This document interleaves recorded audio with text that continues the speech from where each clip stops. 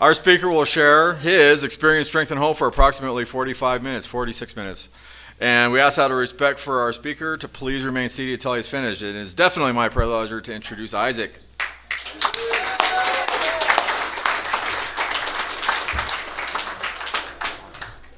Thanks, brother. Thanks, man. I'm Isaac. I'm an alcoholic. And thanks, John, for asking me to come share tonight. And yeah, it's nice to be in this group.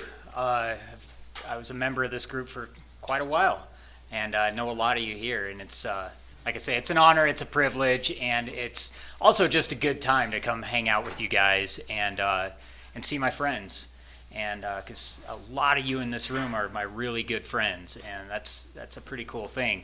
That right there is a huge change for me. That's something radically different from the way my life was before. I did not have a group of people like this that I knew were my really close friends that I could call if I needed anything, that know me sometimes better than I know myself. I didn't have anything like that. I was alone. I was isolated by my own doing. And so this right here, that right there is just an incredible, the word for it is miracle. And that's really what it's been for me. And, John mentioned that there's a possible home group meeting tonight, and this is an incredible group to be a part of. I'm just going to pitch for this group real quick. I got to serve as this group's GSR for 2.5 years or something, and this is just a great group to be a part of. It's been a huge part of my sobriety, has been serving groups like this, serving Alcoholics Anonymous. And it's helped me to stay sober. It's helped me to make friends. It's how I know a lot of you.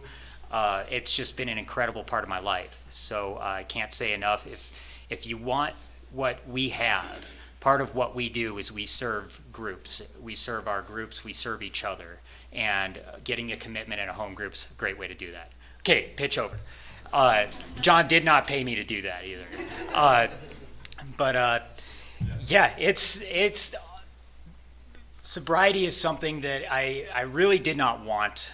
It was not something that was on my radar, because from the first time that alcohol really worked for me, that was the only thing I wanted. I found what I wanted in the bottle, and it worked really well.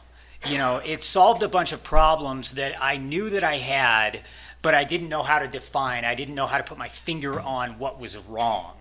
But I just knew I was wrong. There was something very, very wrong with me, and I figured that out, or decided that, or discovered that at a really young age. I come from a big family. I've got 8 siblings, I came from a good family, and it was even a sober house. I didn't grow up around drugs or alcohol. My parents actually met each other in AA. They got married in an Alano club in Colorado, and they've both been sober longer than I've been alive. And so it's not like I grew up around alcohol or anything like that. But I just, from a really, really young age, something was off. There was something really wrong. And I could never really figure out what it was, other than it was just, there was something wrong with me. I was in trouble a lot. I was real shy, real scared of people. And just, that you hear it a lot in these rooms. If you've come here for a while, you've probably heard it a lot, that I didn't fit in. I felt like I was different from everybody else. And that was me. That was the way that I felt. And, I don't know why, but for whatever reason, I started flirting with suicide at a really young age also. My first time I tried, I was 7 years old. And don't know why, don't know what was going on, but there was, I can clearly remember trying to take my own life at 7 years old. And that continued on through my early childhood, tried a number of different ways, obviously was not successful. And, there's just something really, really wrong. And I started drinking when I was 13 or so, found a neighbor who had an older brother who could, get us some, it was like Smirnoff Ice or just something, dreadful like that.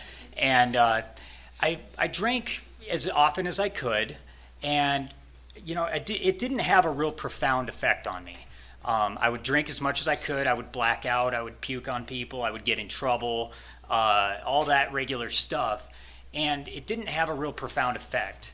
But something happened one night. I think I was about 16.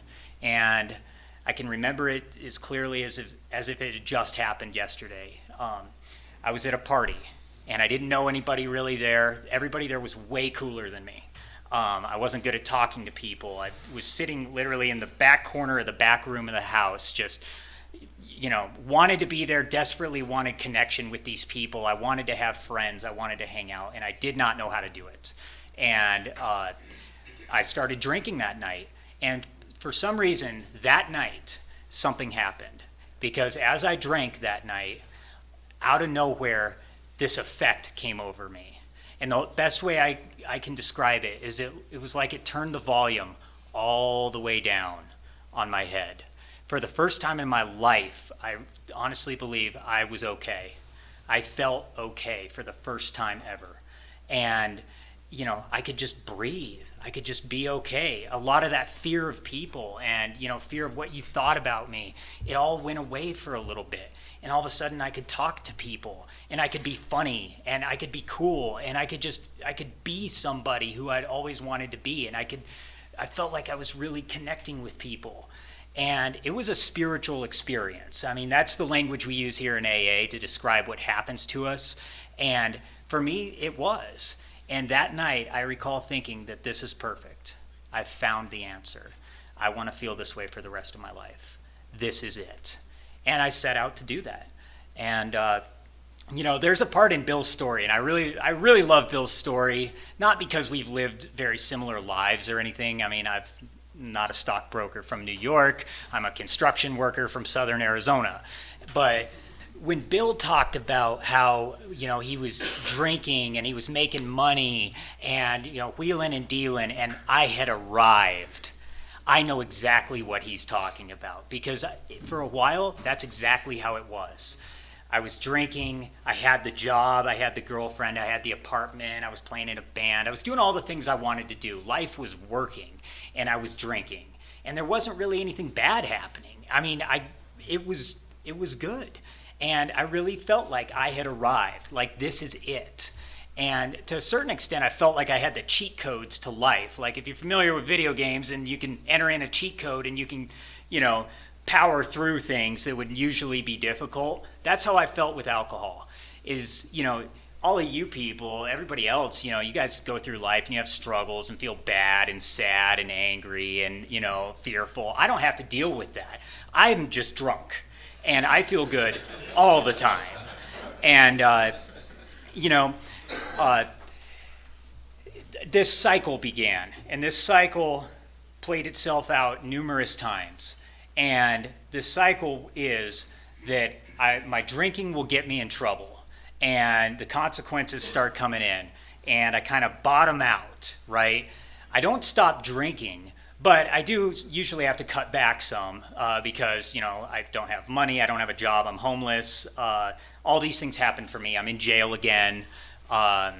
All these things happen, and I kind of grind along, and then maybe I'll land a job or something. Things get a little better, starting to do okay, and then my drinking takes off again, and then I bottom out again, and this cycle just went over and over.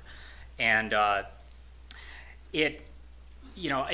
there's another part in the big book that makes a lot of sense to me. It's in the beginning of the chapter more about alcoholism. It describes all the different ways that alcoholics have tried to control our drinking, right? It says to control and enjoy our drinking. It talks about, we took a trip, we didn't take a trip, right? We swore off, switched from beer to wine, never drank in the mornings, right? I went through all of those, plus some, in trying to find a way to still get that okay feeling, to get the mute button on my head that I desperately needed, but not have my life fall apart. And I just could never quite hit the mark. I always overshot the mark by a pretty decent margin. Ending up running around with gangsters in a high-speed chase and a mugshot on the front page of the paper and all that, that's overshooting the mark. That was not the goal. That's not what I set out to do. And, I've grown up in a sober house. I've heard about AA. I remember seeing my dad's one-year chip hanging on his key tag when I was just a little kid and asking him about it. And so I knew about that there was a thing called Alcoholics Anonymous, but I never thought it had anything to do with me. I mean, that's something that my parents do, and they're not cool, and why would I want to have anything to do with that? I just need to get my act together, right? I just need to hold down a job. I just need to stay out of jail. Just need to have a girlfriend, right? If I can just juggle these things, I'll be okay. And I couldn't do it. I do not have the ability to control and enjoy my drinking. And it talks in the big book also. It lays out the first 4 chapters really describing alcoholism. And then in the beginning of the 4th chapter, We Agnostics, it boils it right down, which I honestly think they could have probably put that closer to the front of the book. It would have made it easier. It says, if when you honestly want to, you find you cannot quit entirely, or if when drinking you find you have little or no control over the amount you take, you are probably alcoholic. I mean, that nails it right there. That is me. I am an alcoholic. And, I didn't have that understanding though. All I knew is that, things are out of control. Well, I got introduced to Alcoholics Anonymous after this cycle having played itself out numerous times. Again, I ground out through being homeless for a while, ground out going to jail, again, all this trouble with the law, on the outs with my family, all this kind of stuff. And I actually got introduced to AA because I was trying to save a really sick relationship that I was in. And she got fed up with me naturally, and said she was out of there. And I was like, wait, hold on. If I can get sober, can we work this out? And she's like, well, maybe. And so I swung a deal with my dad. My dad and I have always been close, but he's an alcoholic himself. He's in recovery himself. He knows the deal with me. And so I'd been on the outs with him for quite a while, but I got a hold of him and said, hey, can I move out to your house in the middle of the desert in southern Arizona? There's no way I can get drunk out there. And, I'll move out to your house and, I'll get my act together and everything will be fine. And he made a deal with me that, okay, you can move out to my house, but first and foremost, you're not going to drink. Secondly, you're going to start going to meetings. You're going to get a sponsor. You're going to do the deal. And so I said, sure, yeah, fine, whatever. And so moved out to his house. And again, this is way out in the middle of the desert. It's way out. And move out there, keep drinking. I'm just hiding it, as best I can, just trying to avoid him. And, I really didn't want to go to meetings, but, I figured he'd be watching to see if I'm, leaving his house to go somewhere. And so I start telling him, yeah, I'm going to meetings, and I just lied. Again, I'm not stupid. I know there's 12 steps. So when he starts asking me questions about, hey, how was the meeting? What was the topic? And I'd be like, I don't know, 7th step. And, what's he going to say? No, it wasn't. I know it's a 12-step program. They're probably talking about the steps. It's not that hard to figure out. And so that went on actually for a while. But then he starts asking more questions like, do you have a sponsor? And again, I'm still drinking every single day at this point. And I was like, yeah, I got a sponsor. And then he, a day or two later, he's like, so what's your sponsor's name? And I was like, Jim. My sponsor's name is Jim. Because again, I just figured if you get a group of any decent sized group of people together, there's going to be an older white dude named Jim. And so I was like, that's solid. It's not going to, nobody's going to question there being a Jim. And so this continued on. I was lying about going to meetings, had never gone to one. This went on for months. And finally it all came to a head when the vehicle I was driving broke down. And so I didn't have a way to get anywhere, still drinking every single day. And my dad goes, hey, I see your vehicle broke down. I'll take you into town and go to your meeting tonight. And I was like, crap. All right. So we're on our way to the meeting, and he's like, yeah, you think Jim will be there? I'd like to meet him. It's like, oh, about that. Jim's in the hospital right now. He's got a heart condition. It's not looking good. And so I'm sorry to report to you guys that Jim did not make it out of the hospital. He passed away. But I did end up going to my first meeting that night. And it was a small meeting, and I hung out outside for quite a while and finally went in. And again, I'm still getting loaded. I think I was just probably a little hungover at that particular moment, but I was still drinking every single day. And I went into this meeting prepared to not hear anything that anyone was going to say, because what could they possibly have to say that I would want to hear? The meeting was being held in a group room of a church, and that right there was enough to tell me I wanted nothing to do with it. I really assumed AA was just a front organization for church, that's how they get you in the door, and then they start throwing holy water or something on you, or baptizing you or something. That was really what I thought, and so I was prepared to not engage, just sit there, do my hour, and get out. And that's pretty much what I did, except there was a guy in this room, and his name was Wayne, and he shared that night. And for some reason, I listened when he shared, because he talked about how he was 5 years sober, but that, I think it was the night before he'd gotten sober, he'd had a gun in his mouth, and he'd been, excuse my language, these were his words, he said, I was too chicken shit to pull the trigger. And I heard that. And I understood exactly what he was talking about. I knew exactly what he meant by that, because that was me. That is me. That isn't a real thing that I have done. And I heard him. And that right there gave me enough to actually want to come back. And so I came back. And I came to meetings for about a year and a half, drinking the entire time. And I just came in, and I didn't want to be a brand new newcomer. I was lying about being sober. I didn't want to be brand new.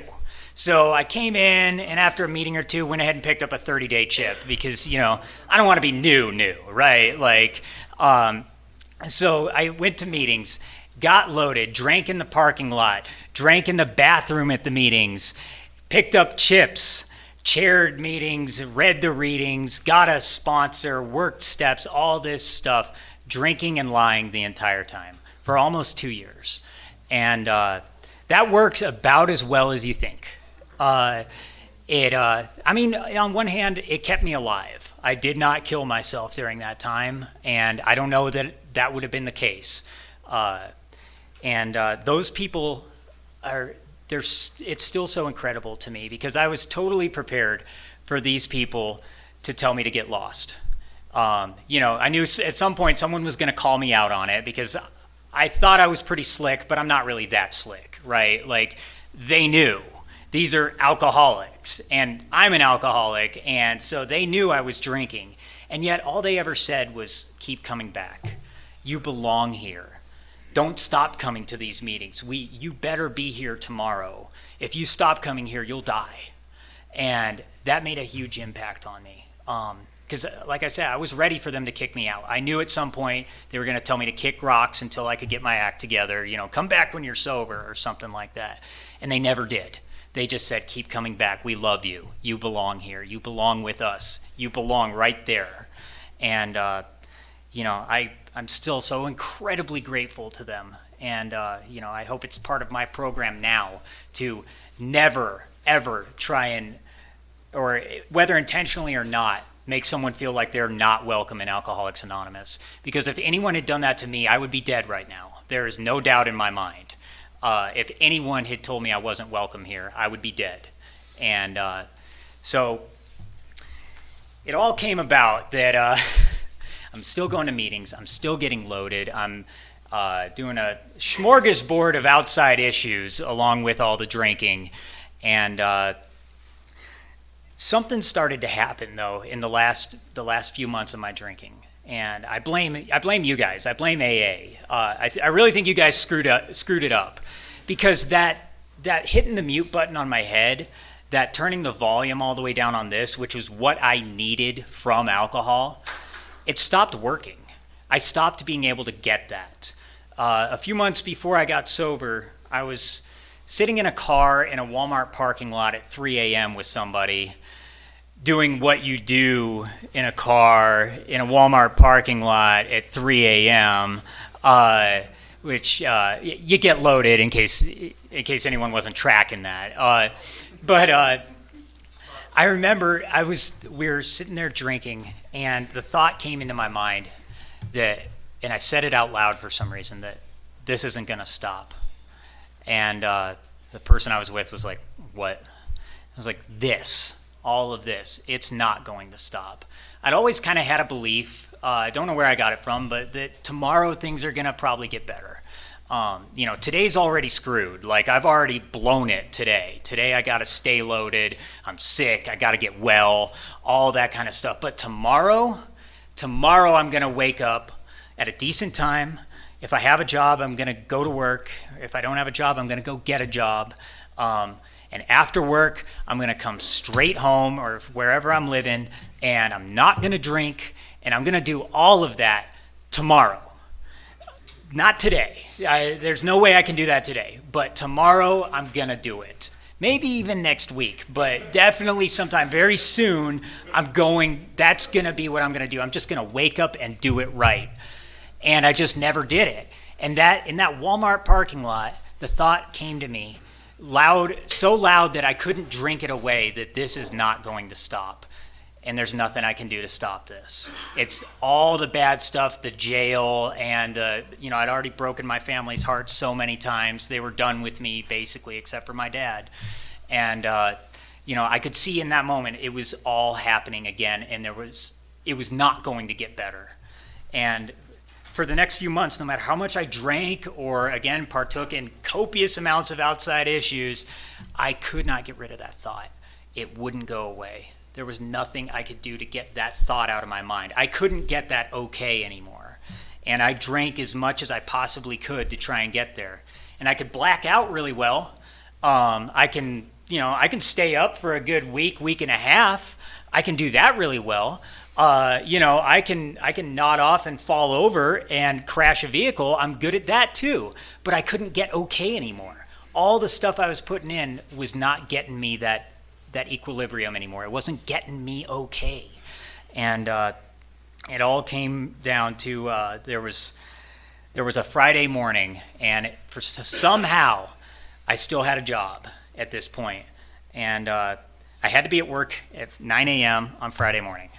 And I really wanted to be at work. There's another part in the big book where it talks about, it's in the doctor's opinion, and where he talks about, talking about alcoholics, let these guys, say there's some important date, right? Some important engagement that must be kept. Something that's going to be settled favorably to them, I think is the words that he uses, right? But let them take a drink a day or so prior, and all of a sudden drinking becomes paramount so that the important date is not met, right? And that's me. And I wanted to be at work at 9 a.m. on Friday morning. It was going to be a good thing. I mean, I was going to get people were going to shake my hand, tell me I'd done a good job. I was excited about being at work on Friday at 9 a.m. Except I'd been drinking, as per usual. I'd been up for a bunch of days in a row, as per usual. And I fell out the night before, and I came to on Friday at about noon. And now, that's not the worst I've ever screwed up. I've screwed up way worse than that. Again, high-speed chase, front page of the paper, that's worse. Ripping off my family's entire retirement for alcohol, that was worse. But for some reason, when I came to on Friday at noon, I just knew I was screwed. I don't know how else to describe it. I knew there was no lie I was going to tell that anyone was going to believe. I knew there was no way I could make this better. There was absolutely nothing I could do to make any of this any better. And that I had never fully understood that before. That was the first time. And it was like, it was the absolute worst I have ever felt in my life. I was scared to look at my phone.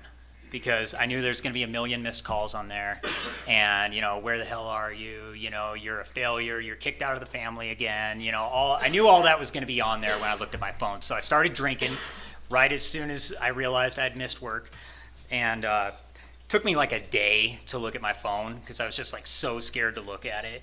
But I finally looked at my phone. Sure enough, there's a million missed calls, a million text messages. Yeah, all that kind of stuff. But there was one text message from my dad. And it says, when you're actually ready to get help, let me know. And I did not expect that. That was not what I thought was going to be on there. So I drank for another day or so just to see if it would work, and it didn't. And I finally called up my dad.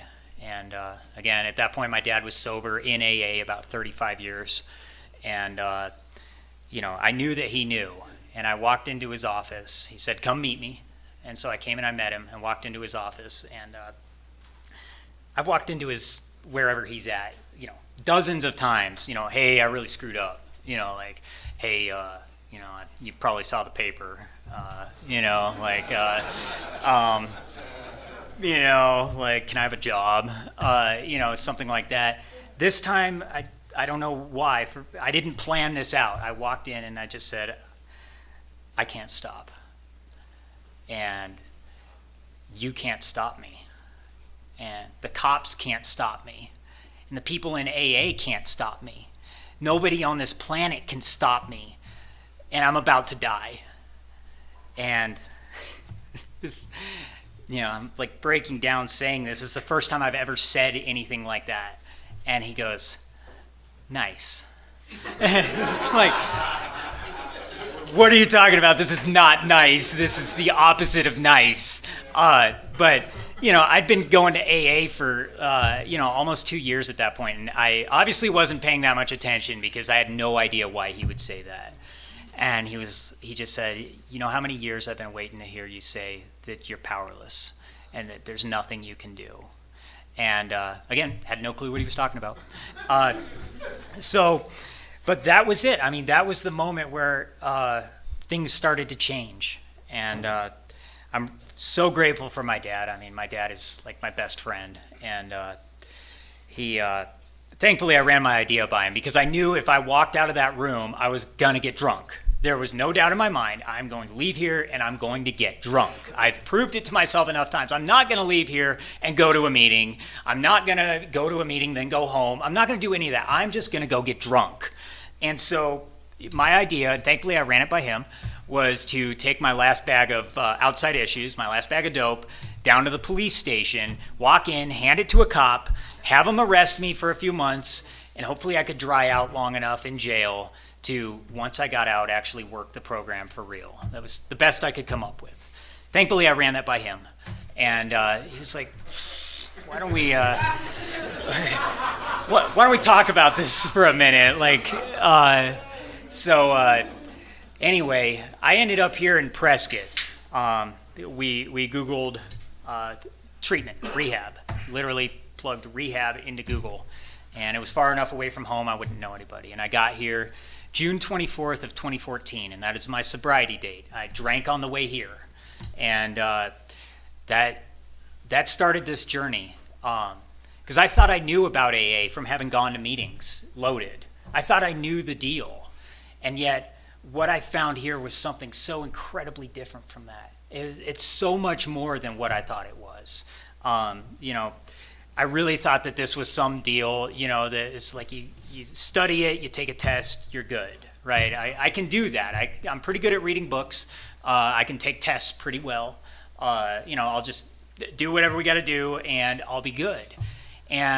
But I got plugged in with some groups. There's a group that meets here. It'll meet here tomorrow morning, the Sunday Morning Men's Stag group. And I got brought to that group in my first 3 days of sobriety. And man, it scared the shit out of me. There's all these guys in this room who, have been sober way longer than I've been alive. And they're saying things like, if you want what we have, do what we do. And if you don't want what we have, that's fine. There's the door, and we'll be here when you get back. And, that was like, whoa, and they told me that this this program that we have that's laid out in the 12 steps, that's laid out in the big book, is a design for living. It's a way of life. It's a way for me to live. It's not an event that I'm going to have and then go on from there. It's a new way to live. It's a blueprint. It's a way for me to live my life so that I don't find it necessary to drink.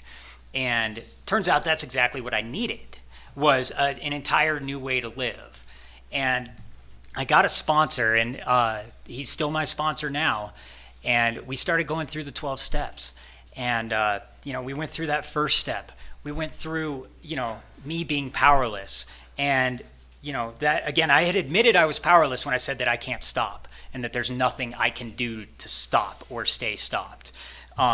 But we really dug into it, and I started seeing more examples of what this really means, right? The fact that I'm powerless over alcohol means those two things that I mentioned at the beginning that it says in We Agnostics. It means that, first of all, I have an abnormal reaction to alcohol. I have an allergy, is how the Dr. Silkworth describes it, right? I have an abnormal reaction. When I drink alcohol or take dope, I have to have more at that point. There is no way I can not have more. I mean, that's my own experience. It's not that it's just I really, really want it. It's that I, at all costs, am going to get more.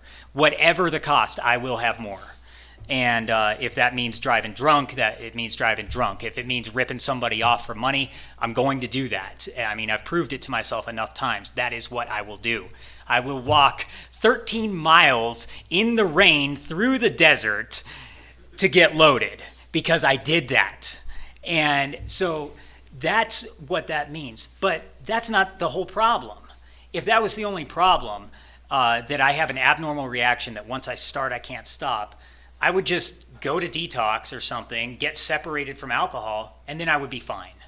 That would be it.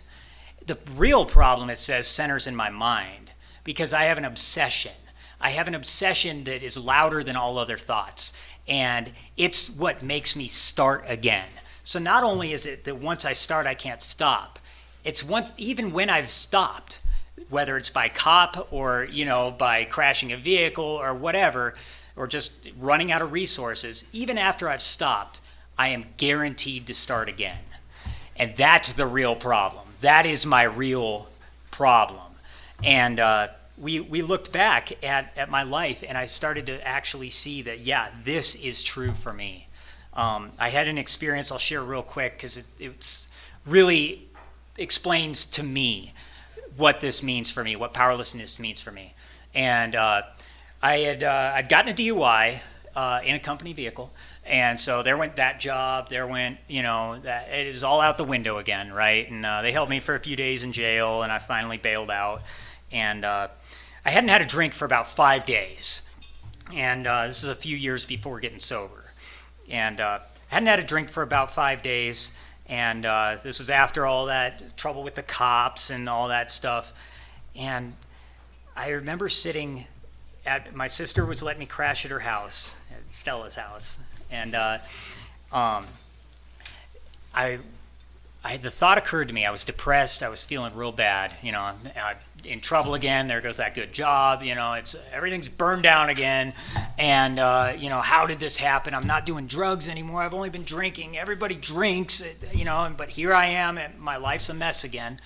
And the thought occurred to me that I knew a guy that I could call who'd have something to drink, because I didn't have any money, didn't have a driver's license, the cops took all that. And the thought occurred to me that I could probably get a hold of him, he'd probably have something to drink, and he'd probably let me come over and drink. And I remember pulling out my phone and staring at it. It felt like for an hour of just like, you literally just got out of jail for this. You know what happens when you drink. You don't have to do this. And I remember telling myself, like, yeah, I could just keep chain smoking these cigarettes, go inside, lay down, go to sleep, try and find a new job tomorrow. Like, I could just do that. I don't have to get drunk tonight. And I stared at my phone, and I found myself calling him. And sure enough, he says, hey, man, yeah, come on through. Come on down. And so I hung up the phone, and I sat there just like twitching, like, again, it felt like for an hour. It might have only been like 30 seconds. I don't know. But it's just like, you don't have to do this, man. You don't have to go there. You don't have to get drunk. You can just stay here. Just stay home. And I found myself sneaking in my sister's house, taking her keys, getting in one of her trucks, heading towards this guy's house. And I was getting closer and closer to his house. And by the time I was getting close, I was pounding on the steering wheel, screaming at myself, turn the damn truck around. Go home. You don't have to do this. You know what's going to happen if you go here. If you drink, you know what's going to happen. You just got out of jail for this. And I went to his house anyway. And I got drunk. And I remember being so confused by that. Like, who does that? That's called insanity. That's called not having a working brain. And that is absolutely the case for me. And now, in working the steps, I can identify that. That's what we call powerlessness. That's what we call this obsession of the mind. And that forces me to drink against my will. It doesn't matter if I want to drink or not. I'm going to drink unless I have a sufficient substitute. And I find that substitute through working the 12 steps. And, I went through the steps with this sponsor. I had a number of spiritual awakenings through the process. I've gone through them again numerous times. But I really want to talk about step 12 because I got introduced to a group of guys. Again, a lot of them were in the men's stag group that meets in this room on Sunday mornings. And there were guys in this, in this town, in AA, who were doing service, right? And they weren't just like, showing up like, oh, I got a job to do or something. These guys were happy. I genuinely wanted what these guys had. There was Larry, who was a big part of, our group. He just passed away a few months ago. And, that guy did so much for so many people. It's like you couldn't go to any of AA function in this town without running into Larry. And Larry grabbed me. He saw I was new. And he said, hey, I got a job for you. Hey, we need you to do this. We need you to do that. And I thought it was like, well, they've clearly recognized my talents. But no, I mean, he saw that I needed that. I absolutely needed a job to do. And it tells us in the chapter how it works. And when it's talking about the third step, it tells me that my problem, it says, is selfishness. Selfishness and self-centeredness, it tells me, is the root of my problems. And if I believe that to be true, then it makes logical sense that the antidote to that is going to be centering on something other than myself, right? And how does that work? What is that? It's called service. That's the direct antidote to my selfishness and my self-centeredness and thinking about me all the time is to actively do things for other people. And like I mentioned before, doing service in AA is a phenomenal way to do that because the tasks are easy. The tasks are well-defined. You show up, you make coffee, you sit back there where Brent is and you sell literature. You greet out the door like Nate was. That's the jobs these guys gave me. And it forced me to show up. It forced me to talk to people. And that's exactly what I needed. And what I've found in AA through all this is that feeling of connection that I mentioned that I got when I was 16, that first night that alcohol really worked for me, I've got that now. Everything that I was looking for in alcohol, I have been given through working the program and being a member of Alcoholics Anonymous. It has worked 100% perfectly for me. I have a connection with other people today that is unlike anything I've ever had.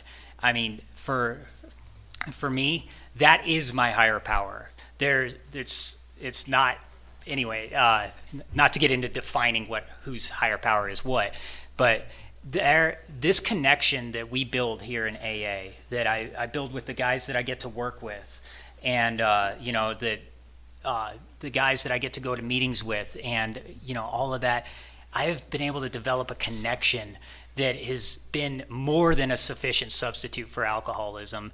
This has given me a life in which I don't want to die anymore. It's given me a life that I am happy to be a part of, that I'm grateful to actually be alive. And I didn't have that when I was 7 years old. To say nothing of once the drinking started. I've been given the tools. I've been given a way to live, a design for living that really works. And I'm not special. I am just a garden variety alcoholic. There's nothing even really interesting about me, but there's something really interesting about the way that Alcoholics Anonymous has worked in my life. And it can work in anybody's life who has alcoholism, I believe, who has alcoholism and is willing to do these things. You know, I was a few years sober, and I was doing a lot of bitching to my sponsor because, you know, I'm lonely, right? I got all these friends and all this, but I'm lonely.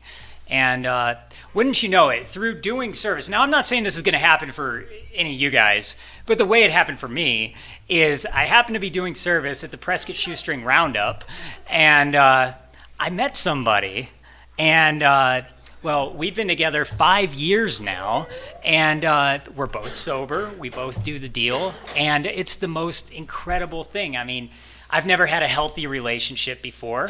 That's new. There's a lot of learning that goes on there. Somehow she's put up with me. But it's, and again, I'm not saying, I want to be clear here. AA is not a dating service. And I'm not saying that if you take enough service commitments, you're going to find a partner. I'm just saying that's what happened to me. No, Alcoholics Anonymous is the greatest thing that's ever happened to me. It absolutely is. And the biggest joy that I get in my life today is being able to sit down with other guys and go through the steps and, you know, keep carrying this message forward.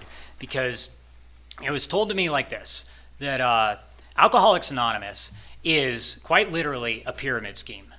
If you're familiar with how a pyramid scheme works, all we ask of you, all that is asked of me in Alcoholics Anonymous is that I turn around and try and give it away to somebody else. That is the only thing. Nobody wants my money. You know, nobody wants anything out of me except to just give away what was given to me. And I hope I've been able to do that a little bit here tonight. Thanks for letting me share.